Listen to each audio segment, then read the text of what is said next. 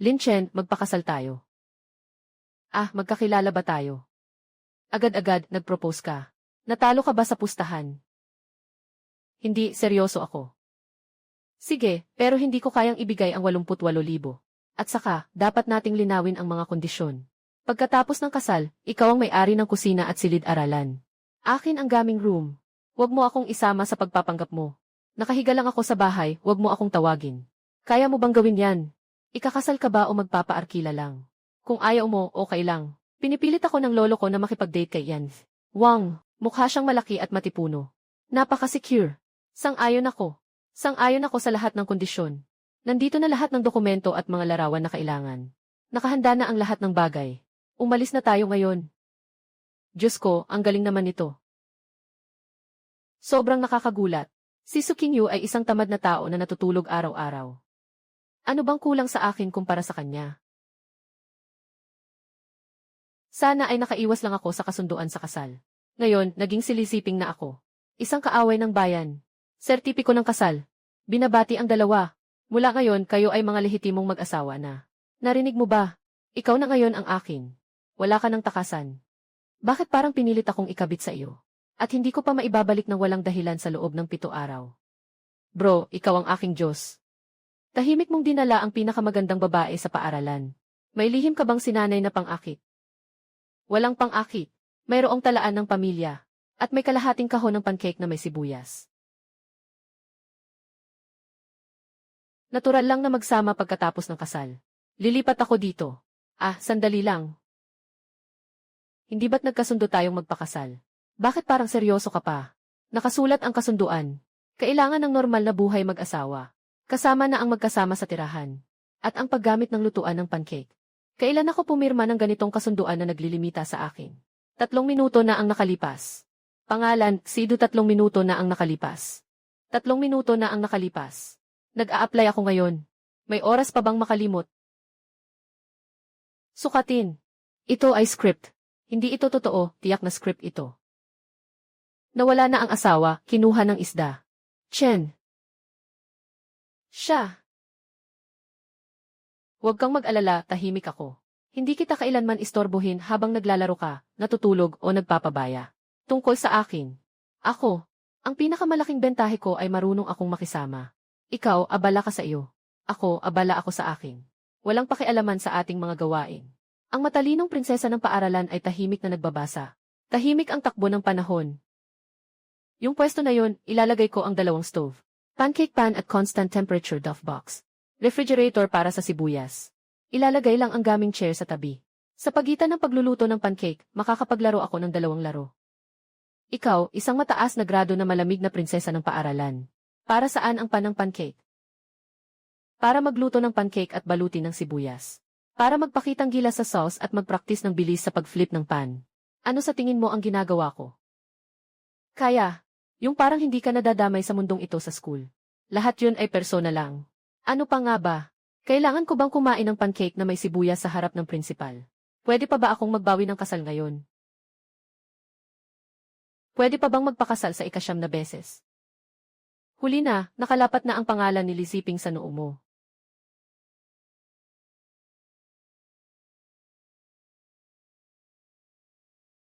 Sige na, ilabas mo na ang malaking armas. Ang galing mo, astig. Crack, crack.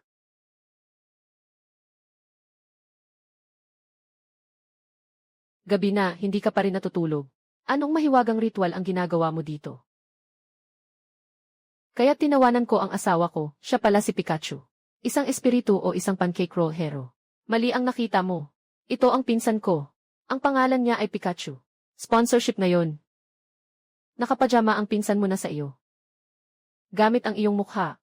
Kumakain ang iyong nakatipong pancake na may sibuyas. Sige na, sige na. Hindi na ako magpapanggap. Kung magsasalita ka, buburahin ko ang iyong gaming account. Lahat ng balat ay ibebenta, lahat ng inskripsyon ay ibebenta. Pwede nating pag-usapan ang bayad sa pagkain. Ano? Sa susunod, hatiin mo sa akin ang pancake. Sapat na sarsa. Tutulungan kitang itago ang napakalaking lihim na ito. Panghihimasok ito, talagang panghihimasok. Bukas na panghihimasok. Buksan mo ang pinto. May nag-ulat tungkol sa kwarto ninyo. Nakatago ng 1 taon ang mga pancake at sibuyas na mura. Nadarama ng buong gusali ang amoy ng toyo. Gaano karami ba talaga ang naipon mo? Kayang punuin ang buong gusali. Hindi naman marami, sapat lang para makakain ako hanggang sa graduation, pancake at sibuyas. Hindi naman marami, sapat lang para makakain ako hanggang sa graduation, pancake at sibuyas. May hiwalay pang mga pancake na may sibuyas, nakatago sa refrigerator. May lupa ka ba? Bilisan mo. Nais mo bang matulog dito sa taglamig?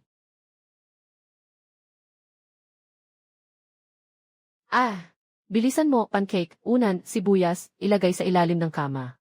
Ilagay ang sarsa sa thermos. Sabihin mong saan ang goji berry para sa kalusugan. Tita, matagal na siyang nagtatrabaho. Mukha ba siyang tanga? Huwag kang magtago, dalaga. Mas matalas pa ang ilong ko kaysa radar. Amoy na amoy ko na ang lasa ng sarsa sa guardhouse. Hindi mo ako makita. Tita, bata pa siya at mahilig sa pagkain. Kinuha ko na. Sa susunod, hindi na siya mangahas. CJ, huwag mo nang hayaang maamoy ko ulit ang lahat ng nakumpis ka. Natakot ako. Ang perpektong imahe ng ating school beauty. Halos tuluyang nagkalasog-lasog. Lin Chen, ikaw na tamad na umasa sa iba. Hindi mo man lang tiningnan ang sarili mo sa salamin. Karapat-dapat ka bang pakasalan si Sukingyu? Kung karapat-dapat o hindi, siya ang pumili. Anong tawag mo dito? Ang tawag ko sa sarili ko ay mayaman at maganda. Bukod sa pagtulog, ano pa ang kaya mong gawin?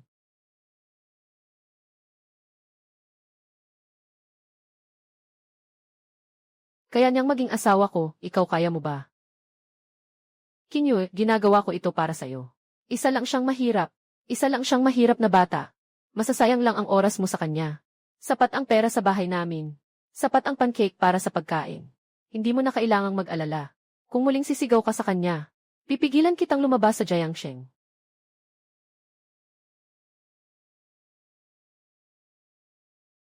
Kakaiba ang maanghang na scallion pancake na ginawa ng asawa.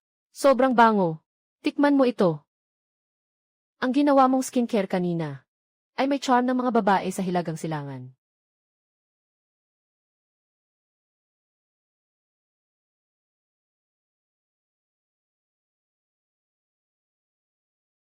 Naka-off lang ang kuryente. Bakit parang may inaatake na halimaw? Natatakot ako sa dilim at sa mga multo. At sa mga kakaibang tunog na biglang lumalabas. Kaya mong makipaglaban sa 5 malalakas na lalaki pero natatakot sa dilim. Tama na ang usapan. Hindi ako natatakot sa pisikal na atake. Ngunit sa mga supernatural na atake, wala akong depensa. Huwag kang lumapit.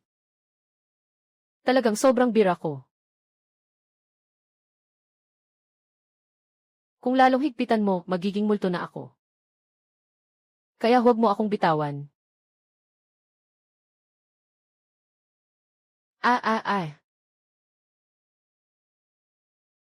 Katatapos lang iyon, normal na pisyolohikal na reaksyon. Yung Midnight Prisoner na comics, espesyal na edisyon. Bakit ka pa pinapapunta? At yung kalahating pinalamig na pancake. Normal din na pisyolohikal na reaksyon. Mali ang nakita mo.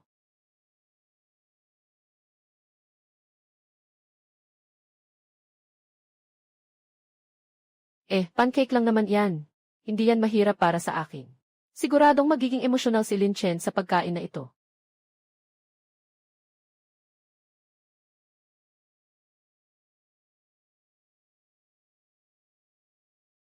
Su Qingyu, ano ba ang ginagawa mo? Nagluluto ka ba o nagwawasak? Ako. Gusto ko lang sanang magluto ng pancake na may pagmamahal para sa'yo. Ito ba ang tawag mo sa pancake na may pagmamahal? Ang bagay na to, kapag inalis mo, pwede nang ituring na antigong bagay. Halos masunog na ang kawali dahil sa'yo.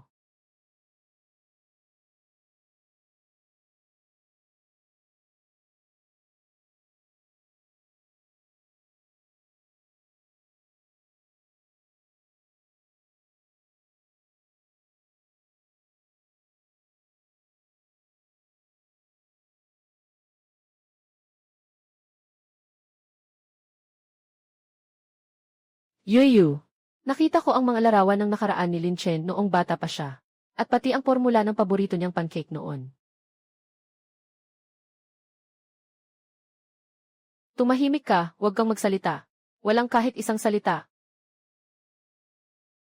Sasabihin ko pa rin ang tungkol sa iyo. Noong high school, lagi akong nagtago sa likod para silipin siya. Kinuha ko ang kanyang mga draft paper.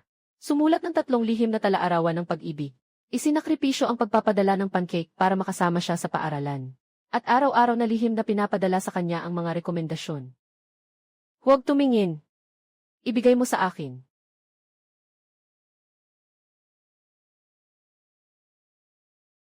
Tingnan mo, ibalik mo sa akin, tingnan mo. Hindi ko na ibabalik, hahaha. Walang dapat tumingin, iyon ay aking kabataan. Ang aking dangal. Ang aking pagkatao. Kaya hindi ka lang nagpasya ng biglaan. Ito ay pinlano ng matagal. 10 taon na. At ginugol mo ang 10 taon na may pancake sa akin. Huwag mo nang sabihin, huwag mo nang sabihin. Gusto kong makahanap ng puwang sa lupa at pumasok doon. Hahaha.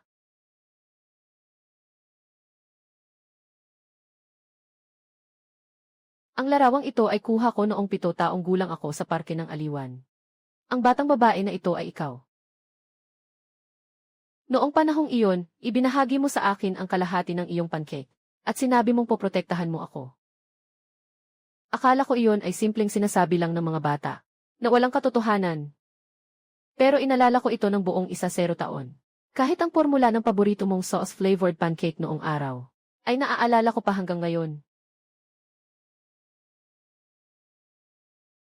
Lin Chen, kumpleto na ang tao ko ngayon. Tingnan natin kung sino ang makakapagprotekta sa'yo. Protektahan kita. Subukan mong galawin siya. Kapag napaluha ka mamaya, huwag kang humingi ng awa. Gusto kong makita kung gaano ka kagaling, sabay-sabay tayo.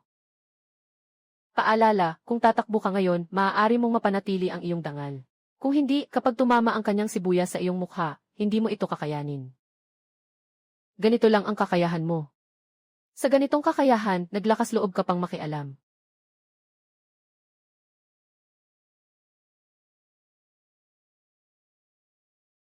Bro, may masama tayong balita. Nasa headline kayo sa campus. Kalat na sa buong paaralan. Si Sue, ang prinsesa ng paaralan, ay isang nakatagong dalubhasa sa martial arts mula sa pamilyang nagbebenta ng pancake. Sige, ipasa na lang. Walang sinuman ang mang-aapi sa asawa ko mula ngayon. Wala ka ng pag-asa. Sinabi ko nang huwag mo akong istorbohin muli. Walang pakialam ang mga bagay ko sa inyo.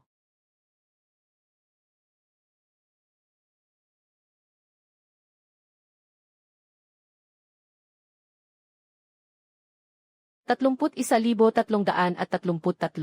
Ito ay limitadong itim na ginto na card sa buong mundo. Sa buong mundo, mayroong wala pang 100 na ganitong uri. 2-1-1-0.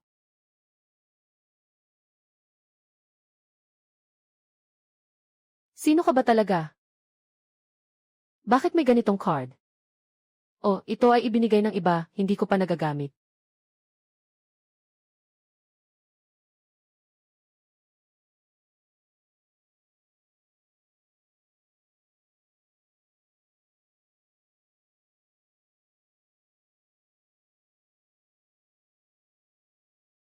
Dapat ay darating ito. Sa huli, dumating din ito. Lin Chen, ngayon ay inimbitahan ko si Daoist King Feng. Tingnan mo kung paano ka pa magiging mayabang. Bata ka pa, hindi mo alam ang taas ng langit at lalim ng lupa. Nangangahas kang mangbuli sa kaibigan ng aking estudyante. Ngayon, ituturo ko sa iyo ang leksyon. Para malaman mo kung ano ang ibig sabihin ng may mas mataas pa sa tao. Huwag mong isipin na dahil sa iyong mga kalokohan. Natatakot ako sa iyo. Hindi maliit ang lakas ng batang babae. Sayang, malayo pa. Anyway, huwag mong apihin ang asawa ko. Kung may laban, sa akin ka lumaban.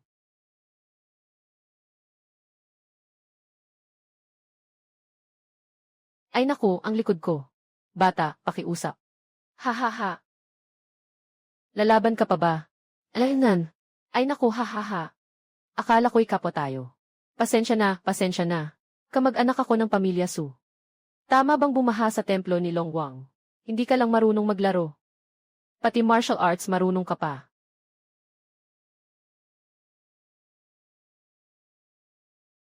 Akala ko ang galing niya sa boxing. Kailangan kong matutunan ito, para mas maprotektahan ko siya sa hinaharap.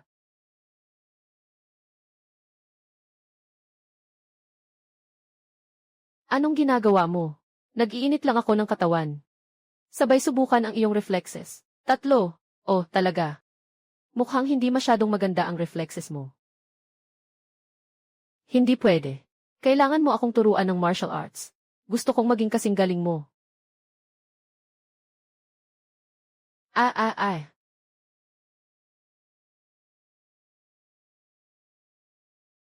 Sige na. Mas mabuti pang huwag ka nang matuto. Sapat na ang pagprotekta ko sa'yo. Para sa pagsusulit. Hindi, kailangan kong matutunan ito.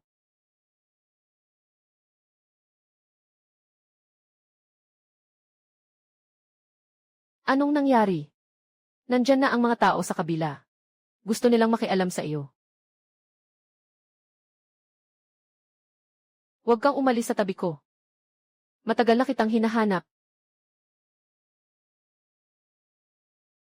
Ano talaga ang nangyari 10 taon na ang nakalipas? Yue, dinala ko ang iyong mahalagang lihim na talaarawan ng pag-ibig. Lahat ng 3 libro na isinulat mo noong high school ay nandito. Lin Weiwei, ibaba mo yan. Agad mo itong sunugin. Hihi! Kapatid na lalaki, gusto mo bang malaman kung gaano ka kagusto ni Yue noong high school? Ano ba talaga ang gusto mong gawin?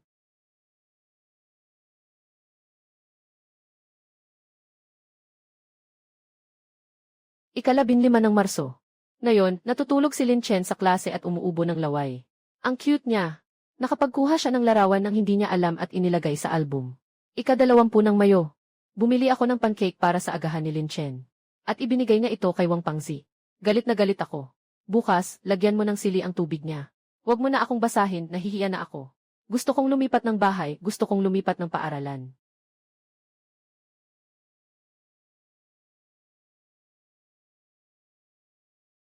Bobo. Bakit hindi mo ako sinabihan ng mas maaga? Sino yan? Ang aking magandang manugang. Dumating na si Lolo para sa iyo. Dito na si Lolo para makita ka. Ginoong Su. Haha, ito na ang aking magandang manugang, di ba? Talagang gwapo at maganda. Hindi ako nagkamali, mabuti ka, apo. Hahaha, mabuti. Unang pagkikita. Walang maibigay. Ito ang mga paboritong pancake ni Weiyu mula sa mga kilalang tindahan. Subukan mo rin. Ako mismo ang nagluto nito. Uy, Lolo. Bakit ka nandito? Hindi ka man lang nagbigay ng abiso. Pupunta ako para tingnan ang aking manugang. Sabay na rin, magdadala ako ng kaunting supply. Alam ko na hindi ka pinapayagan ni Lin Chen na kumain ng marami. Talagang mahal ako ng Lolo. Sinasabi ko sa'yo, ibinibigay ko sa'yo ang aking pinakamamahal na apo. Huwag mo siyang aabuso. Kung hindi, hindi kita patatawarin. Hahaha.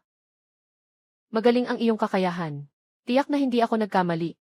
Karapat-dapat kang maging asawa ng apo ko. Grandpa, sobra ka namang magpuri. Siguradong hindi ako mananakit kay King Yu. Lolo Su, alam ko na maaga kang nakarating. Nauna kang makita si Manugang, ano? Bakit nandito na ang dalawang lolo? Hahaha.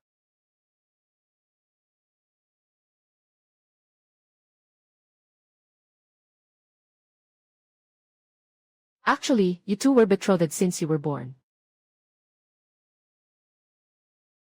What betrothal? How come never knew? You did not want to marry Yu back then because she cried a lot. You said you would not marry her no matter what. Did not dare tell you. I was afraid you would run away. Kung hindi dahil sa batang ito na 0 taon na ang nakalipas ay hindi ka pakakasalan. Araw-araw ay sinasabi ang tungkol kay Kuya Lin Chen. Plano pa sana naming itago ito ng ilang taon. Hahaha. Lolo, tigilan mo na. Hahaha. Noong mga panahong iyon, kung hindi ko pa sinabi na itaga na ang kasal na ito, hindi ko alam kung makakapag-asawa ang anak mo sa apo ko. Ako ang nag-ayos ng kasal na ito. Bola. Siyempre, si Yueyu ng pamilya ko ang unang nahulog sa apo mo. Dapat kang magpasalamat sa akin. Ibig sabihin, hindi ako pinilit na magpakasal. Kundi ako ay nauto ng dalawang matandang fox na ito. Anong nangyari? Si Lincoln ay may kasama at harang sa pintuan ng paaralan. Kailangan ka ng tawag.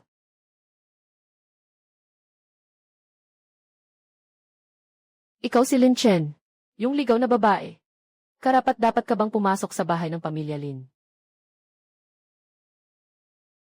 Si Lin Chen ay isang basurang itinakwil ng pamilya. Anong kinabukasan ang makukuha mo sa kanya? Agad kang makipaghiwalay sa kanya.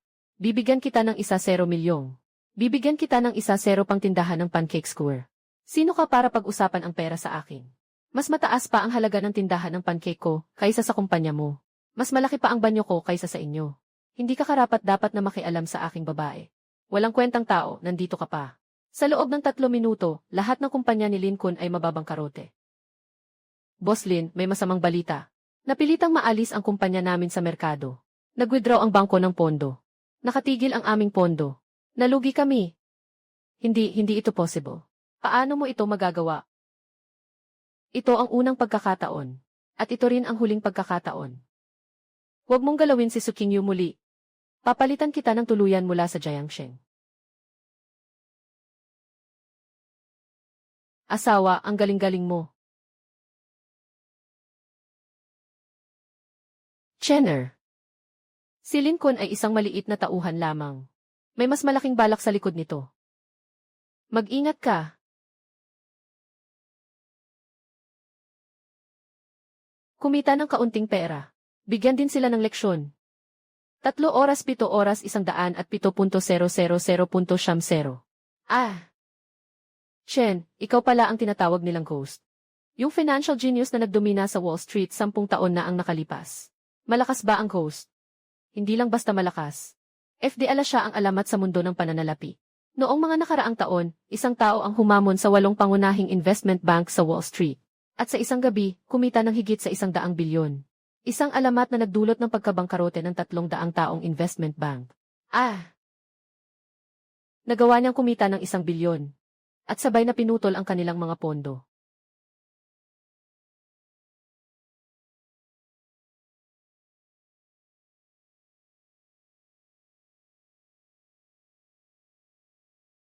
Asawa, ang galing-galing mo. Kanina ba ay may tao?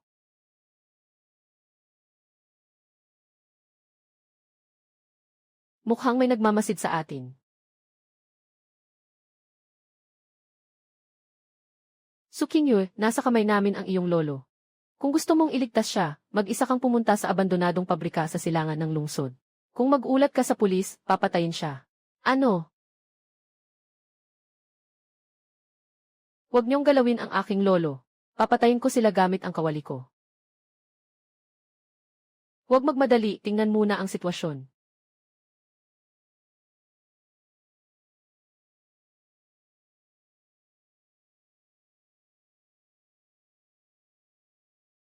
Bakit nila ako tinawagan? Ha ha ha ha. Patay na kayo ngayon. Ha ha ha ha.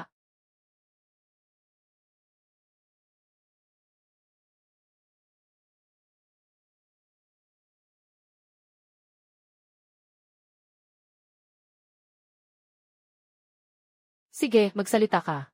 Sino ang nagpadala sa'yo? Anong nangyari sa kanya? Itong totoo na ito. Kasing-kasing ng taong pumatay sa aking mga magulang noon. Gusto kong makita. Kung paano ka mabubuhay ngayon.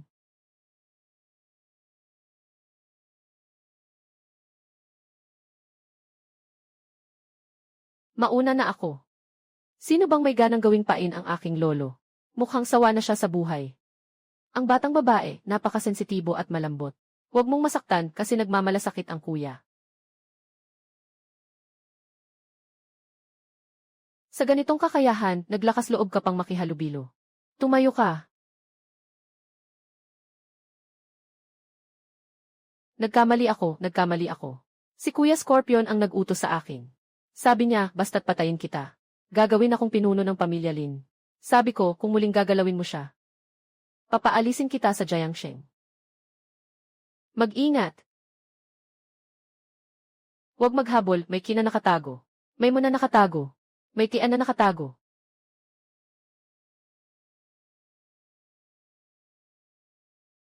₱168. Ayos lang, ang galing na ni Chen. Sobrang galing ng si Paniueyo sa pagitan ng mga binti. Tama, hindi mo ba alam kung sino ang mga apo nila? Susu, hindi ka ba nakidnap? Bodong, kung hindi ako nakidnap, makakakuha ka ba ng impormasyon? Nag-aaktuhan lang kami para ilabas ang mga Scorpion. Kasabay nito, sinusubukan ang lakas ni Chen. Gusto ko sanang gawing mas totoo. Kaya lang, kanina, sobrang busog ako sa pancake. Halos nakalimutan ko ang mga linya. Lolo, alam niyo ba kung gaano kadelikado kanina? Akala namin talagang nakidnap kayo. Alam niyo ba na may nangyaring pagpatay kanina? Hindi ito inorganisa ninyo. Alam namin na bumalik na ang Scorpion. Ang layunin niya ay ang mga pamana ng ating mga pamilya. At ang katotohanan mula noon. Lin Chen, ginamit mo ang kapangyarihan ng pamilya ng walang pahintulot. At nasaktan mo ang mga tao ng ikalawang bahay. Anong parusa ang nararapat sa hindi pagsunod sa mga alituntunin ng angkan? Tama ka, hindi ka karapat-dapat na maging tagapagmana ng Lin. Iminungkahi kong bawiin ang karapatan ni Lin Chen sa pagmamana. Sang-ayon na bawiin si Lin Chen. Sino ang may lakas na galawin ang asawa ko? Kailangan mo munang dumaan sa akin. Lahat ng puwersa ng pamilya Su ay nasa panig niya. Babae ng pamilya Su. Ito ang usaping pamilya ng Lin.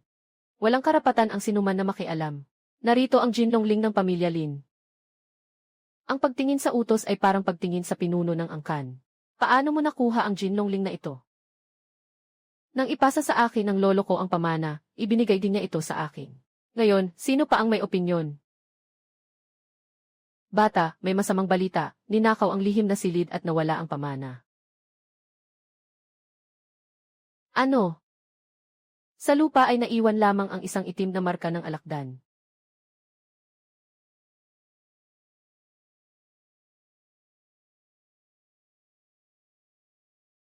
Huwag malungkot, tiyak na makakakuha tayo ng pamanang kayamanan at matutuklasan ang katotohanan noon. Ano man ang mangyari, nandito ako para sa iyo. Noong panahon na iyon, ang mga magulang ko ay pinatay ng alakdan para protektahan ang pamanang kayamanan. Nangako ako sa kanila na ako'y maghihiganti. Kung hindi ko man mapanatili ang pamanang kayamanan, hindi ito kasalanan mo, masyado silang tuso. Sino ang may ganang magnakaw ng mga bagay ng aking manugang, ipasara ang buong lungsod? Kahit na maghukay ng 3 talampakan, kailangan kong mahanap ang tao. Babalik ang alakdan, hindi tayo titigil hanggang sa matapos ito. Nahanap ni Chenje ang isang kihi, nakuha ng isang walang plaka na van. Ang lokasyon ng Gi ay nasa abandonadong pantalan sa kanlurang lungsod.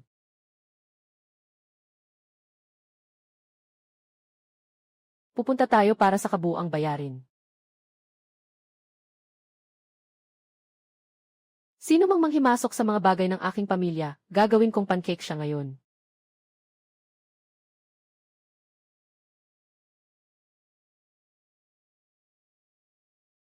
Anong kagamitan o armas ang dala mo? Ang laban ay nakakapagod, paano ka lalaban kung hindi ka busog? Paano kung magutom ka habang naglalaban? At saka, pwede ring gamitin ang sibuyas bilang armas.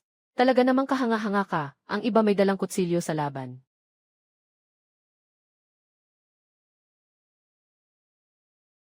Sadyang may lakas ng loob ang dalawang ito na magpakamatay para sa akin. Naghahanap ng kapahamakan.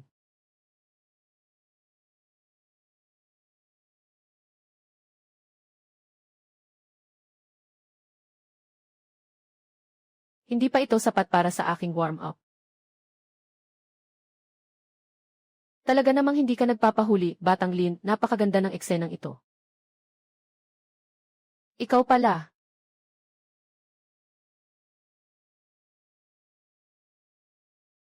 Ayos lang kayo, Mi. Anong mangyayari sa amin? Yung mga maliit na tauhan lang na yon, gusto pa kaming hulihin.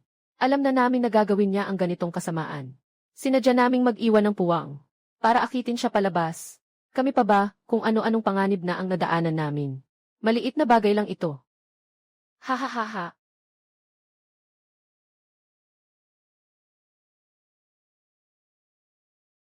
Lolo. Sobrang hindi niyo ako naisip. Kumain kayo ng masarap na hindi man lang ako tinawag. Eh, kaya pala nag-alala tayo ng walang dahilan.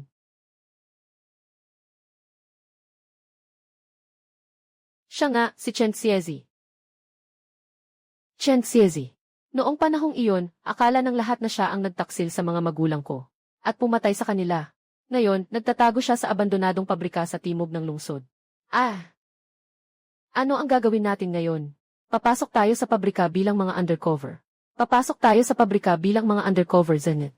Pumasok tayo at tingnan kung siya talaga ang nasa likod ng lahat. Sabay na rin nating hanapin ang nawawalang ebidensya sa Visti. Sasama ako sa'yo. Magiging janitor ako, siguradong walang makakakilala sa akin. Nakapag-arte na ako sa mga school play. Sige, pero may isang kondisyon. Walang pagkain ng pancake. Mabubulgar tayo. Naiintindihan ko. Hindi ako kakain.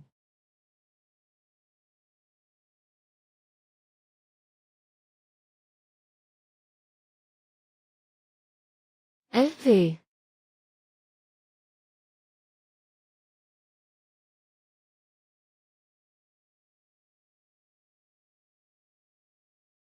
Lin Chen, sa wakas nagkita tayo. 10 taon na kitang kinhatred. Ikaw ang dahilan kung bakit namatay ang mga magulang ko, tama ba? Ha. Kung hindi dahil sa akin, patay ka na. Matagal ka ng patay, 20 taon na ang nakalipas. Noong panahong iyon, hindi ako ang pumatay sa mga magulang mo. Sila ay pinatay ng mga tao sa loob ng pamilya Lin. Anong sinasabi mo? Ang matandang nakatatanda ang tunay na utak sa likod nito. Gusto niyang angkinin ang yaman ng pamilya Lin. Pinatay niya ang mga magulang mo. At inakusahan ako. Nagtago ako ng 20 taon na hindi nagpapakilala.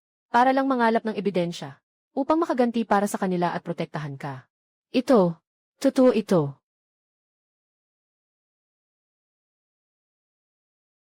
Tama ka, Chen Xiezi. Sayang, alam mo na ito masyadong huli. Ngayon, pareho kayong mamamatay dito.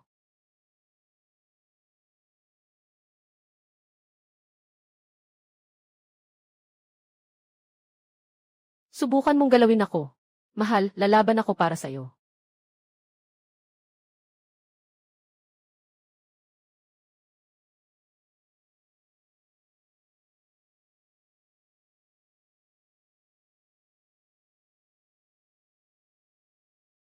Ang hina naman ng mga to.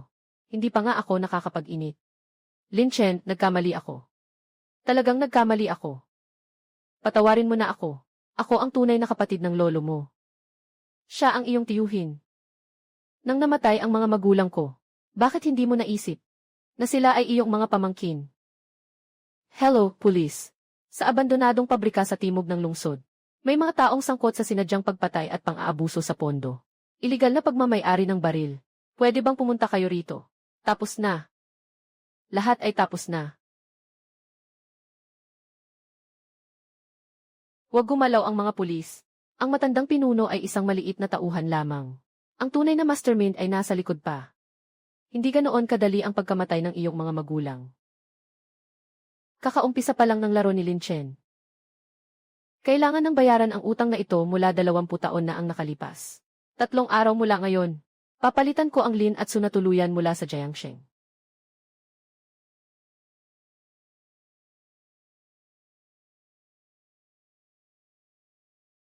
Kung gusto mong makipaglaro, sasama ako hanggang sa dulo.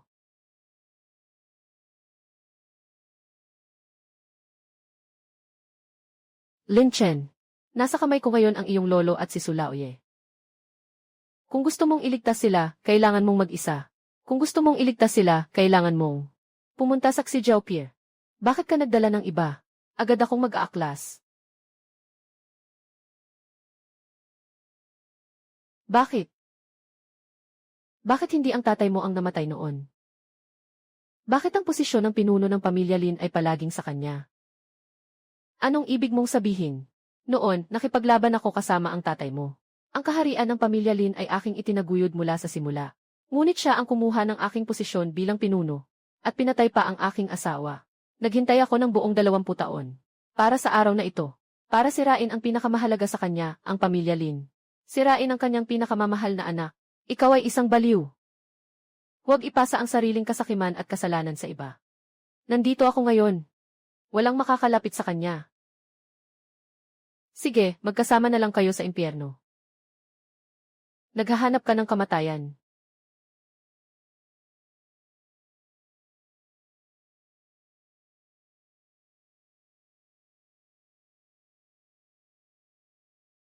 Mga utang mula 20 taon na ang nakalipas.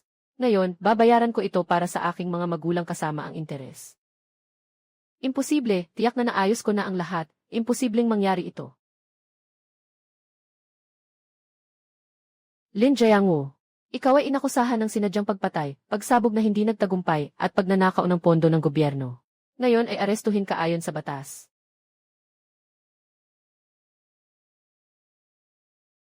Wala nang anuman.